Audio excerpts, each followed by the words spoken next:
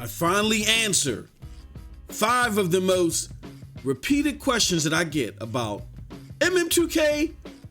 Why, even for your primary platform or even a secondary platform? Why Stadia? Let's get into it.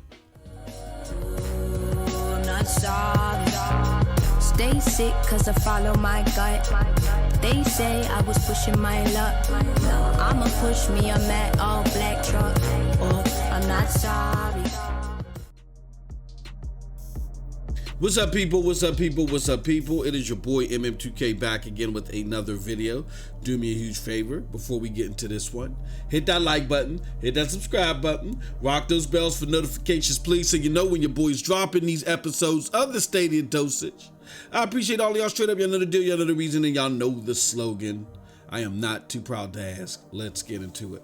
All right, y'all. So this is volume 1 of a multi-volume video series that I want to talk about. Why Stadia?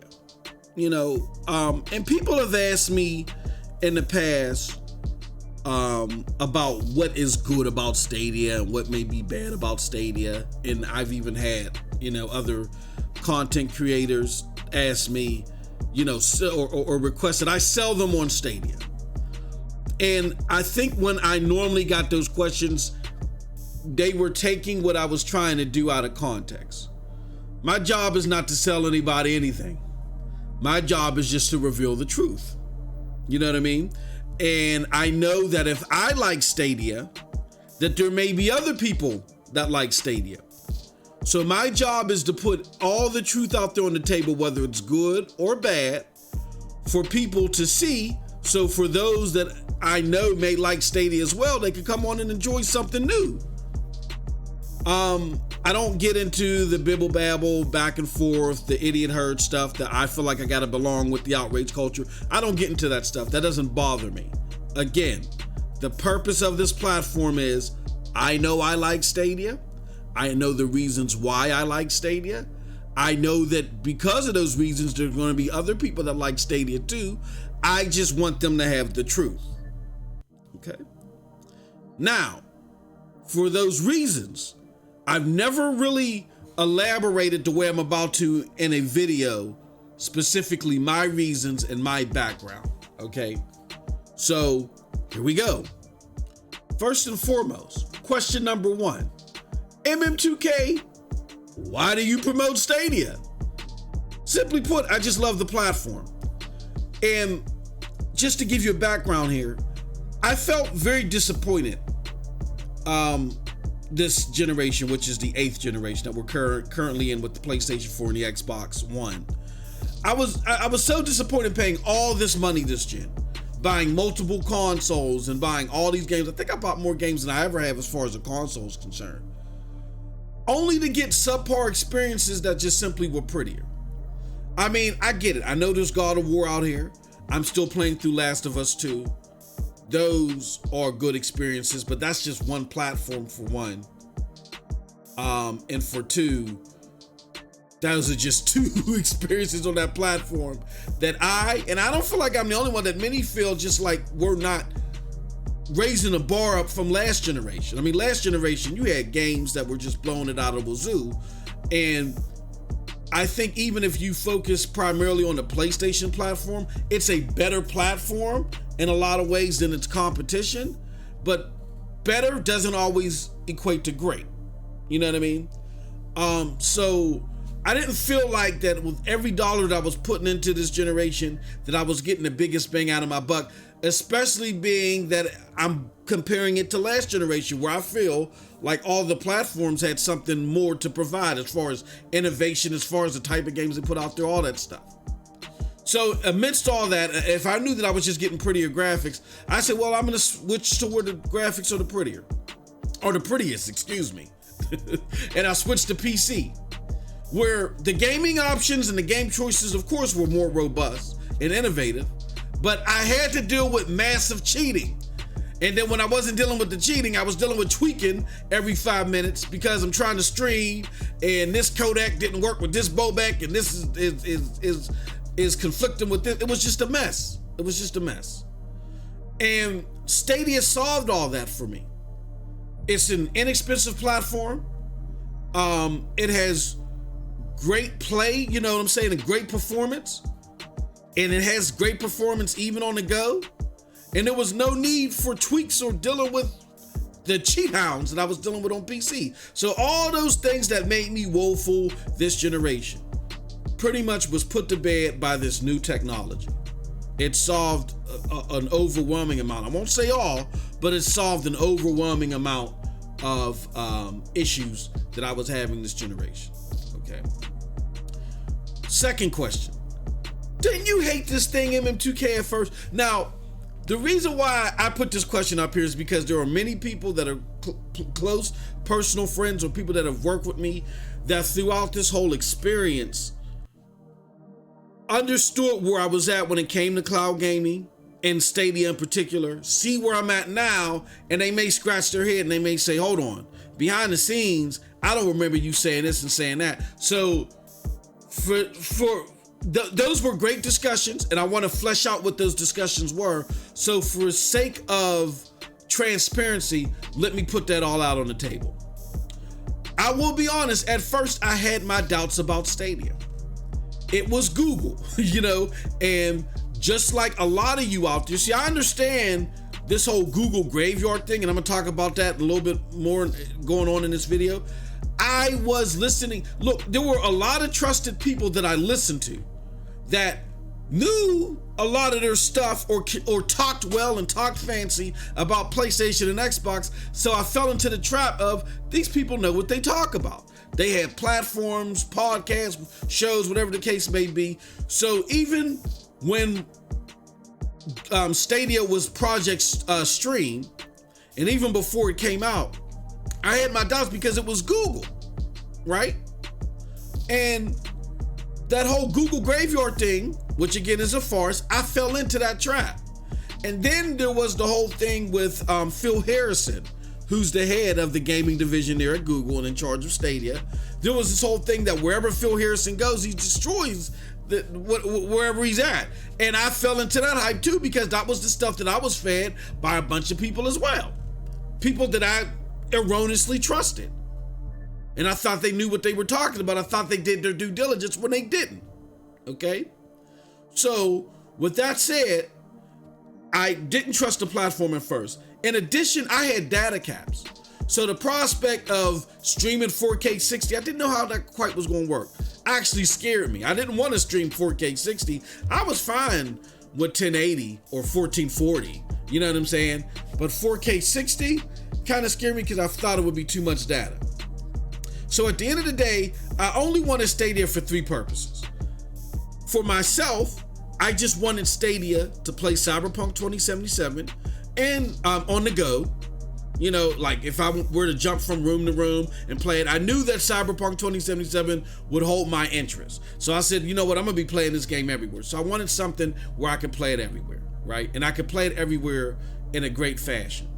Also, I wanted something that I could play Uplay Plus on, and I could stream it more effectively than I currently could, because as you all know, if you stream Ubisoft games at launch, it's a disaster. You know what I'm saying? It doesn't work well with Streamlabs. The games don't, at first, it's a disaster, and I figured a cloud streaming solution would resolve that. You know what I'm saying? Because it would be less heavy on the resources. And honestly, I almost contemplated canceling my order after the AMA that they had. I think it was in October, right before launch. That went off horribly. And I said, I'm going to cancel this. But there was one reason outside of my own personal wants why I wanted Stadia, and that's what helped me, thank goodness, helped me keep it and not cancel my order. And that was because I was doing testing of all the cloud services, and at the time that I was doing testing, GFN I thought was the best performing one. I was going off of my experience with Projekt Stream. My experience with Projekt Stream was cool, but I had more extensive time with GFN, and I thought all together it was a better experience because GFN, even in beta, you could play on your phone, you could play in different places, you know what I mean? So I thought it had the most flexibility, so I thought GFN was gonna be the best. I also had experience with Shadow, right? So I thought Stadia was gonna come in third until I got it in my hands. And once I got it in my hands, I was truly amazed. And not just how well the tech worked. I wasn't just amazed off of that, but I was amazed at quote unquote how compliant it was versus dedicated device. Now, what do I mean by compliant? I meant as far as its mobility, its non-strain of resources when you're playing on PC. The fact that when I want to boot up a game, boom, it's just like a few seconds, I'm in the game. Even when I buy a game new, you guys saw when I bought Monster Boy, when I did that on YouTube here on this very same channel. That when I bought Monster Boy, I was in the game, what was that, 15 seconds? I bought the game. I didn't have to download anything. I was in the game after I bought it in 15 seconds. Unheard of, especially currently. So that's where that was my journey with this whole platform. My first inclinations were, I don't know about this, because I was listening to other people, but once I got it in my hands, the truth was revealed and I was truly amazed. All right. And I got proof of that. Like when I played Destiny 2 on there, even though Destiny 2 isn't one of my favorite games, just my experience with Destiny 2 through a web browser amazed me. You know what I mean? And that's where I get the whole quote unquote compliant term from. Next question. Why doesn't Stadia have any exclusives? This is a great question. I get this all the time. And here's the thing.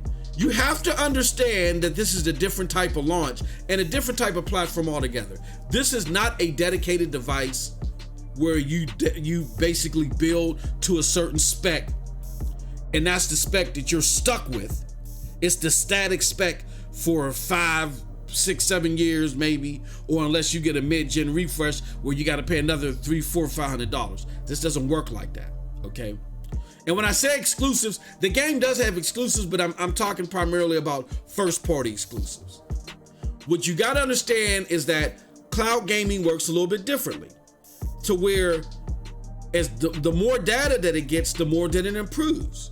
So if they were to build a first-party game prior to launch, they're going to be working off of old data because the data consistently changes. They'd have been working off of old data that probably couldn't even be doing 60 frames per second, and then they would have to update it as soon as the platform updates itself. So that's why they said over 5 years you'll start seeing big ticket first-party games from Stadia. And that makes sense because within a 5 years time, they'll have a great handle of the platform and they'll be able to develop, piece by piece by piece and make tweaks where necessary instead of just all together building something. Then you go to launch it and 2 months later, it's an outdated game because the platform's able to do more. So I think it's a smart strategy. But even to talk about a little bit more, again, this is not your sole dedicated device where the next 3, 4, 5 years of development, the spec that you're developing too. So they had to do an earlier launch or different launch than your typical dedicated device. And this launch really is part R&D, research and development, and part early access. Here's how. The way cloud gaming works is it's dependent on machine learning and other data to make the product better and smarter, like I said. Therefore, being a sole platform, Google couldn't just collect data from the web, like how GFN only had to do or Shadow had to do during their own beta. They're a platform. They give you a controller and a Chromecast Ultra if you want it. So then they gotta supplement that data as well. You know what I'm saying? So they need data from the Chromecast Ultra and primarily from the Google controller. Now, in order to get that data, you have to have people that are willing to play this thing, that are invested in it. When you're invested in something opposed to something that you're just tinkering with, I bought this, man, I better play this thing, and especially if you like it, you're more inclined to play it, right? So they needed data from a typical game player's habits, and again, not someone just tinkering with something. So that's where the whole early access mantra came from, and it made sense. And that's why they created the launch/retail atmosphere to get that the best way they could. The problem is they just didn't communicate it well. And they didn't deliver it with the confidence that, tech consumers, the early adopters, would have needed. But it makes perfect sense why they need that data. And again, I get a lot of questions. People ask, Well, why do they need the data? Why now? Why not just wait until the first party's IPs were done? Well, if they were to wait those 5 years, well, first and foremost, it's a continuous cycle. I don't know if you guys watched the show Dark. It's a show that I just started watching on Netflix. I really urge you guys to watch it because it's pretty good. It's pretty good. But but what it speaks of is a perpetual circle that time goes into. And that kind of works with cloud gaming. Let me explain how. If Google needs data in order to make this platform grow, and then they're trying to compete with the next gen consoles, and they're not quite there yet. They need data in order to compete with them. If they wait 5 years, by the time they release, they're behind the curve. You get it? Their tech clearly has an advantage right now. So you got to strike while the iron is hot. And again, with machine learning and other data, it gets better over time. So again, waiting 5 years until the first party is ready, they not only lose the tech advantage, but without the data, the platform doesn't grow and it's actually behind now. And nobody's going to want it. You know what I'm saying? So they need games, definitely. But they are showing a commitment to first party. They got Shannon Studstill. She's very acclaimed, and she's from the studio Santa Monica that made the aforementioned God of War. And as far as Second P is concerned, they give all signs that they're going to go hard on second party deals. And if they do their second party deals right, their game lineup can be as transformative as the 360. And that's one of my favorite, if not my favorite, game generation out there. 4. This question's funnier more than it is serious, but I guess it's serious enough because people ask about it. 4. What happens to my games when Google kills this thing? Well, first and foremost, I'm going to tell you, like I said earlier, sites like Google Graveyard, they are a farce. And that's where this sentiment comes from. Google is in this for the long haul. Why? Because gaming by 2025 is expected to be worth $300 billion. They are not leaving that on the table. Just like Xbox ain't leaving it on the table. Just like Sony are not leaving it on the table. So I asked you a question to answer your question. Let's just say if Xbox or Sony falls on hard times, what would you expect them to do? You think they're just closing their doors? If they can't, they're like, you know what? We got to get out of this business. You think they're just going to close their doors? No. At worst, in worst case scenario, if they fall on hard times and they can't continue to be in the gaming business, they're doing what? They're selling the business. And if they sell the business, whoever buys the business will be the ones that hold it for X amount of time, and then they will work on a transitioning of your game somewhere else. Why not expect the same thing from Google? Don't fall for those farces. Again, I shouldn't even entertain that last part because Xbox is going nowhere, Sony is going nowhere. Google got enough money to stay in this thing for the long term, and they see the residuals that could come by 2025. They're not going anywhere. But let's just play the doomsday scenario. Expect from them to do exactly what Sony and Xbox would do in that scenario, okay? So if you're not worried about Sony not going anywhere, you're not worried about Xbox not going anywhere, don't worry about Google not going anywhere. Google being powered by YouTube, Google having way more social media reach, Google having technology that, boom, right now you could just click a link. State share is available now. You can just click a link and then jump in the game. You can go to Google State. I can send you a link to PUBG right now.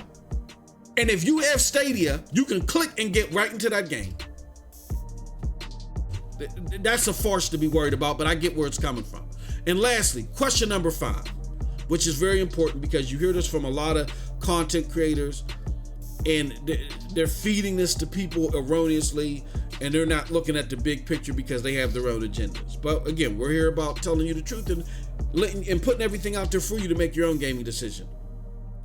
If I own multiple consoles, out of the PlayStation, the Xbox, the Switch, the PC, what does this have to offer me? Meaning Google Stadia. And I'll say this. Ask yourself, why do you have each of those things? You may have a PC for power. You got an Xbox for the best performing multiplats or maybe Game Pass. You have Nintendo for portability. You have Sony for exclusives. And so each of those have one, maybe 2 draws to them for you. Big draws. As far as we're concerned, the ones that are early Stadia adopters or ones that love this platform, Stadia has 3 draws, not just one or not just two. First and foremost, it's cost effective. Secondly, performance mobility.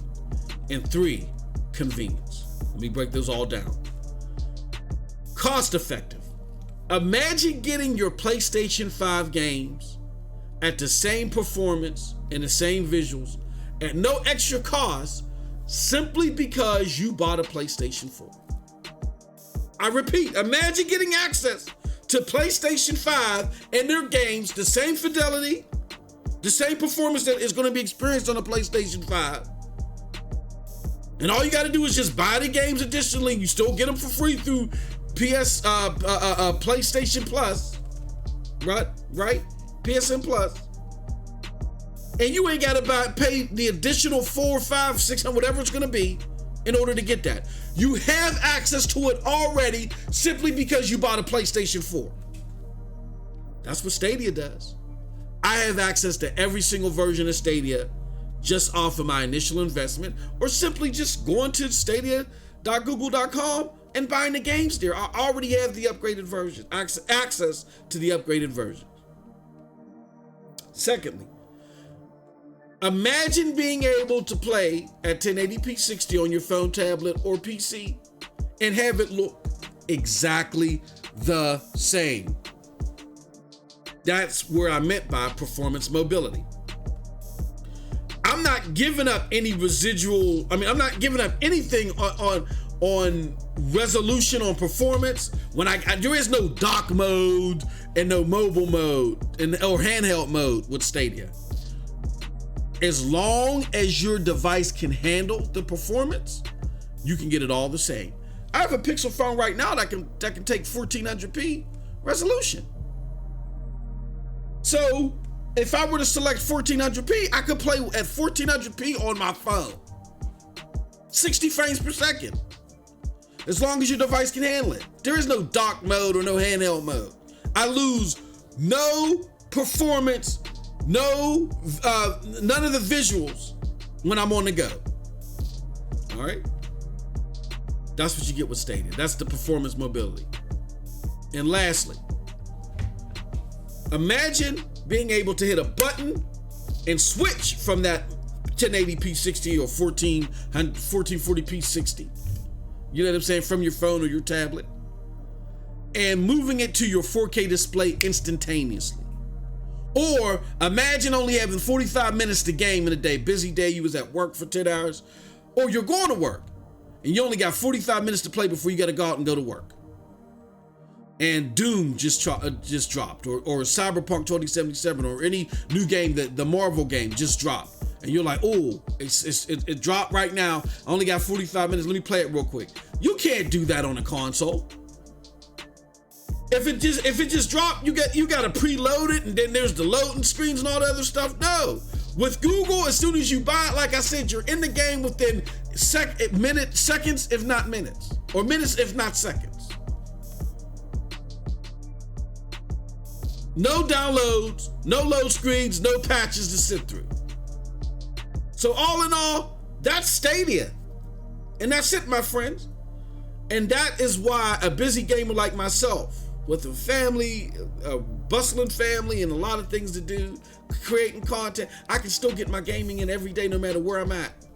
Same great fidelity, same great performance. You know what I'm saying?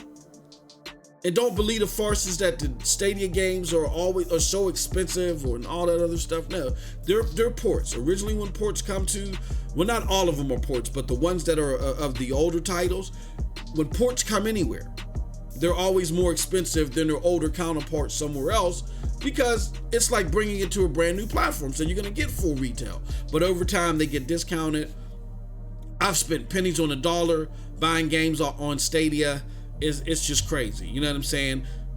Rage, $20, and then even using some of the Google point systems that I get discounts on cards, going to different sites. I get Google points quick. Not Google Play credit, real cheap. You know what I'm saying? So don't believe the hype out there. So if you want to experience this firsthand, head on over to stadia.google.com for your free trial. Give it a try and confirm if it's for you. If you run into problems during setup though, there is also a fantastic and intuitive guide over at StadiaHelpCenter.com. Definitely check that out. And with that said, that's it from your boy, MM2K. Hey, yo, let me know what you think about what I had to say in the comment section below. Because like I always say, who cares what I think? But if you did like what I had to say, check out the links below to follow me. Those links will lead you to the Broadband Bullies, PNTS Network, Hard Knock Digital Culture, and yes, the Stadia Dosage. And I hope you guys found this video very informative. It helps you out a lot. And with that said, you all have a wonderful, wonderful gaming day. Peace.